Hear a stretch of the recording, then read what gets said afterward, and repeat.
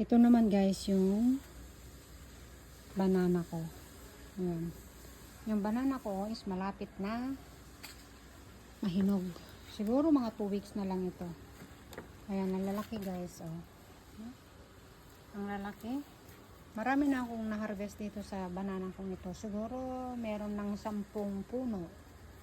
So ngayon, ito pa lang yung, siguro ito na yung last. Ewan ko kasi wala pang bulaklak.